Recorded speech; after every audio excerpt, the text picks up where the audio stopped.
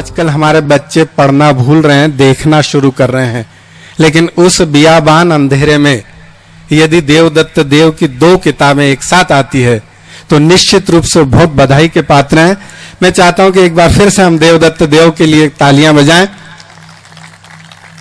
दोनों किताबों का एक इतिहास भी रहा है। ये जो आपके मंत्र आंसू के है और ये किताब, इसका जो पहला संस्करण आया था 2007 में, ये मेरा संयोग है या सौभाग्य है कि उस किताब का लोकार्पण के समय भी संचालन मैंने किया था और मयंक जी उस समय भी अध्यक्ष थे।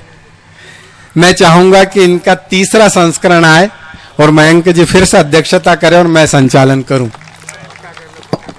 मैं चाहता हूं कि आप सब की तरफ से मैं देवदत्त देव को बहुत सारी शुभकामनाएं देता हूं।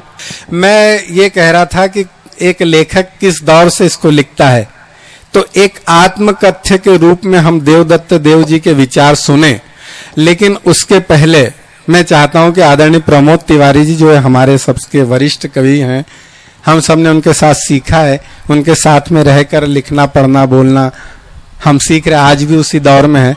वो जो देवदत्त देव की किताबें मंत्र आंसू के, गीतों की, छंदों की, मुक्तकों की पुस्तक, उसके बारे में आदरणीय प्रमोद तिवारी जी कुछ विचार व्यक्त करना चाहते हैं, हम उन्हें सुने, फिर हम आत्मकथ्य के रूप में देवदत्त देव को सुनेंगे। हमारे देश के सर्वाधिक हर तरह से संपन्न महानगर में आज एक गीत उत्सव हो रहा है, आ जाऊंगा, और जिसमें एक युवा गीतकार की, बल्कि गीतकार क्यों, एक युवा रचनाकार की जो विभिन्न कौशल शैली है उसकी पुस्तकों का विमोचन है, ये विमोचन समारोह है। दरअसल हम सारे कवि जितने यहाँ उपस्थित हैं, इनमें से जितने भी, जैसे कि मैं हूँ, शशि हैं और हमारे खिचड़ी जी हैं, ये दरअसल आज किसी कवि सम्मेलन में भाग लेने नहीं आए हैं, वो सिर्फ देव के पुस्तकों के लोकार्पण और विमोचन समारोह के साक्षी बनने के लिए आए हैं। ये उनका निजी प्यार है और व्यवहार है कि हम सारे देश के तमाम छोटे बड़े कार्यक्रमों को एक तरफ रख के आपके देव के लिए, अपने देव के लिए यहां उपस्थित हुए हैं। मित्रों, गीत कविता की सर्वश्रेष्ठ नहीं बल्कि आदि विधा है। जब कभी कविता का जन्म हुआ, यहां सभी बड़े लोग बैठे हुए हैं, मैं क्या जानूं, तो केवल उसमें 2 ही चीजें हमारे पास प्रारंभ में मिली, एक पीड़ा और दूसरा उस पीड़ा को व्यक्त करता हुआ वो छंद जो एक कौंच वृद्ध के दौरान वाल्मीकि के मुख से अकस्मात निकला, और वो छंद जो था वो आगे चल के विकसित होके आज मुंबई की इस संध्या तक चला आया।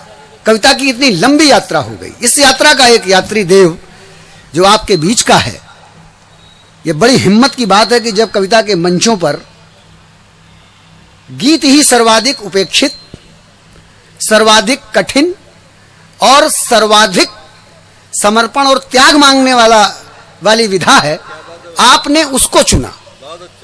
इसके मुकाबले बहुत आसान था कि 8-10 लतीफे याद कर लेते या रोज सुबह से लेकर शाम तक व्हाट्सएप और फेसबुक पर बैठे रहते और जो तमाम जुमले और जो तमाम चुटकुले उसमें आते हैं उसी में से कुछ चटनी वटनी मिला के आपको परोसते और बताते कि मैं कवि हूं।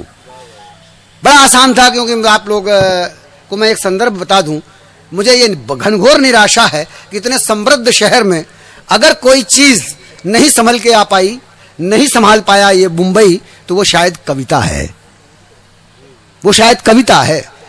मैं 1983 में पंडित राम नरेश त्रिपाठी जी द्वारा आयोजित एक कवि सम्मेलन में मलाड में आया था, जब देव जैसा ही था। उसके बाद आज उपस्थित हुआ हूं। अभी बताया गया था कि 10-12 देश घुमाए, पूरी दुनिया घुमाए, लेकिन हम यहां नहीं आ पाए। यहां इसलिए नहीं आ पाए कि यहां आप नहीं मिले हमको, ये मंच नहीं मिला हमको, ये देव नहीं मिले हमको, या गीत को सुनने वाले लोग नहीं मिले हमको, या किसी ने ये गीत सुनना नहीं चाहा। दरअसल गीत है क्या चीज? गीत एक राजा है जिसका बहुत बड़ा दरबार है, पीड़ा जिसकी पटरानी है, आंसू राजकुमार है। तो कौन पीड़ाओं को पाले, कौन आंसुओं को अपनी संपत्ति, अपनी छाती बनाए, ये बड़े जिगरे का काम है। जब कुछ टूटेगा, चाहे वो अणु हो, चाहे वो परमाणु हो, चाहे वो कोई दिल हो, कोई रिश्ता हो, जब कोई चीज टूटती है तो निश्चित रूप से ये आप मान लो कि उसमें से ऊर्जा का विस्फोट होता है। और जब कभी दिल टूटता है, जब कभी प्यार टूटता है, विश्वास टूटता है, तो आप ये मत समझने कि केवल एक हताशा ही सामने आती है, लेकिन जो कवि हृदय होते हैं वो उसे ऊर्जा में परिवर्तित कर देते हैं। इसीलिए कवि जो है, मैं आपको एक बड़ी विशिष्ट बात बताऊं, हमारे छोटे भाई शशि ने कहा भी है उठते समय कि भैया जरा धीरज से, क्योंकि ये एक इतना लंबा और इतना विस्तार का विषय है, इसके बारे में कितना कहा जाए और क्या कहा जाए, कि ये पूरी रात ही इसी में निकल जाए। इसलिए मेरा तो सिर्फ इतना कहना है कि गीत, हमारे नीरज जी बताते हैं कि, और बताते क्या हैं आपके सामने भी, कि सृष्टि में कोई भी चीज ऐसी नहीं है जो लय में ना हो। हमारी सांस लय में है, ये पत्ते लय में हिलते हैं, ये हवा लय में चलती है, ये पूरा का पूरा जो पूरी की पूरी जो प्रणाली है, हमारे अनिल जी यहाँ बैठे हुए हैं, बड़े उद्योगपति हैं, इनका अगर उद्योग भी ढंग से चल रहा होगा तो वो लय में ही चल रहा होगा। सृष्टि लय में चलती है, और लय को ही जब हम अभिव्यक्ति दे देते हैं तो उसे गीत कहा जाता है। तो इस जीवन में, आपके हमारे सबके जीवन में एक गीतात्मकता विराजमान है। उस गीतात्मकता को हमें खोजने की आवश्यकता है, और वो बड़ी मुश्किल है, क्योंकि कितनी भीड़ भरी जिंदगी है हमारी। आप तो ऐसे महानगर में रहते हैं जहां के बारे में एक चुटकुला भी वो प्रचारित है कि वो कुत्ता सीधी सीधी अपनी पूंछ भी नहीं हिला सकता। वो कहता है कि भैया हम तो ऊपरी नीचे हिलाएंगे, स्पेस नहीं है।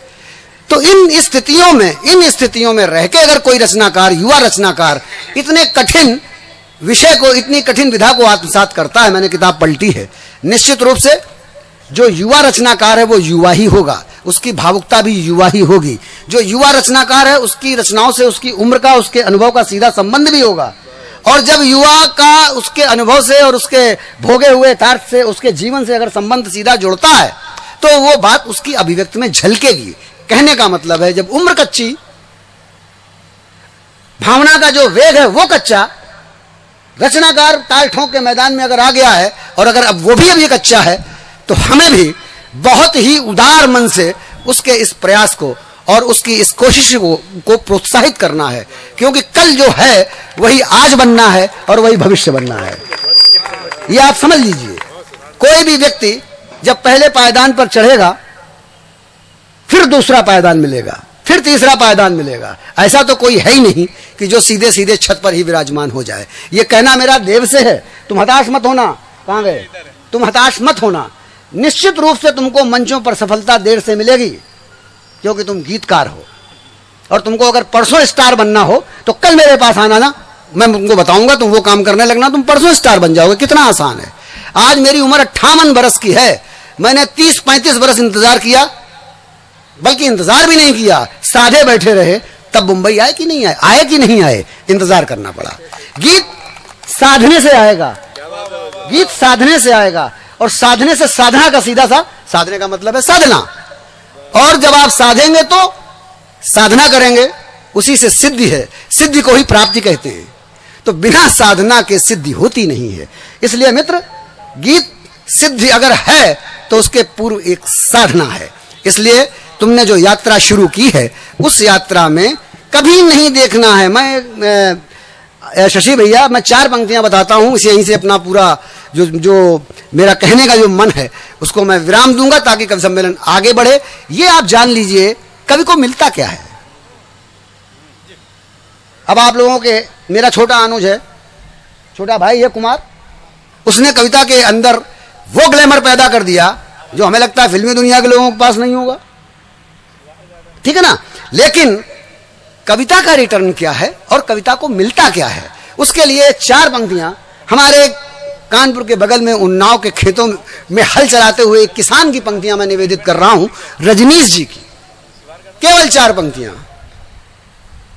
वो क्या है कि कवि, तुमको इसलिए बताना चाहता हूं मैं, वो तो खैर अभी सुन ही नहीं रहा, ये ज्यादा सुन लो। अच्छा, किसी और की सुनना है। हालांकि मैं बताना इनको यही चाहता हूं कि तुम जिस संघर्ष में जिस यात्रा पर निकले हो तो उससे तुमको मिलेगा क्या? ये मिलेगा वो भी तब जब हमारी पूरी बात का ध्यान रखोगे। और वो ध्यान ये रखना है, सुन लेना भैया, 4 पंक्तियां। रजनी जी, साधारण से खेत जोतते हुए किसान ने कहा कि आज मुझे विष पी लेने दो, आज मुझे विष पी लेने दो और किसी दिन सुधा पिएंगे। आज मुझे विष पी लेने दो और किसी दिन सुधा पिएंगे। तुम जैसे भी चाहो जी लो, हम मरने के बाद जिएंगे। कविता में जो आपको प्राप्त होता है उसे कहते हैं अमरत्व। इसके अलावा कविता का कोई रिटर्न है नहीं। जब आपके शरीर का धुआं हो जाएगा और अगर उसके बाद आपके कुछ शब्द रह गए तब तो आप कवि हुए, वरना खाया पिया बराबर आए थे चले गए। और दर्जा कवि का क्या है? कवि का दर्जा ईश्वर के बाद इस धरती पर कवि से बड़ा कोई नहीं है। कवि से बड़ा ईश्वर के बाद इस धरती पर कोई नहीं है, बशर्ते वो कवि हो। क्योंकि कवि को रचनाकार कहते हैं। रचनाकार केवल एक ही है, इसके अलावा कोई दूसरा रचनाकार नहीं है। नई बात, नई चीज, नई सोच अगर कोई प्रस्तुत कर सकता है इस धरती पे, वो कवि है। इनसे कुछ गलतियां हो गई थी ऊपर, इसलिए ऊपर वाले ने लात मार दी तो ये धरती पे आ गए, वरना ये यहां के प्राणी नहीं है, ये यहां के लोग नहीं है। अगर हमने अपने कर्म सही किए होते तो हमें यहां पूरे देश में मंच जाके, कई बार बहुत अच्छे लोगों के बीच में और कई बार बहुत जाहिलों के बीच में, पशु मेलों में जाके थोड़ी गाना पड़ता, कई बार अपमानित भी होना पड़ता है, सिर्फ इसलिए कि कुछ गलतियां हम लोगों से हो गई। हम सारे कवियों का यह धर्म बनता है कि इस जीवन में जो अवसर माँ ने दिया है, ईश्वर ने दिया है, उस अवसर का हम उपयोग करें और फिर वहीं जाएं जहां संगीत बजता है। आप लोगों ने, सब लोगों ने परीक्षाएं दी है ना, हमने भी दी है। एक बात आप जरा ध्यान दीजिए, मैंने ही इसको ऑब्जर्व किया है, आज उद्घाटित कर रहा हूं। हम लोगों के यहाँ पर्चा आता था, उसमें लिखा रहता है, अच्छा ये बताइए कि फलानी चीज का आविष्कार किसने किया था। सहमत हैं आप? यही प्रश्न बनता है ना। रेडियो का आविष्कार किसने किया था, माइक का आविष्कार किसने किया था, फलानी चीज का आविष्कार किसने किया था, या फलाना उपन्यास किसने लिखा था। लेकिन जब प्रश्न ये आएगा कि रामचरितमानस का अगर प्रश्न बना दिया जाए तो जो वाक्य होगा उस वाक्य पे ध्यान देना। जो हम लोगों के पर्चों में लिखा मिला वो वाक्य ये होता था कि रामचरितमानस के रचयिता कौन हैं। था नहीं।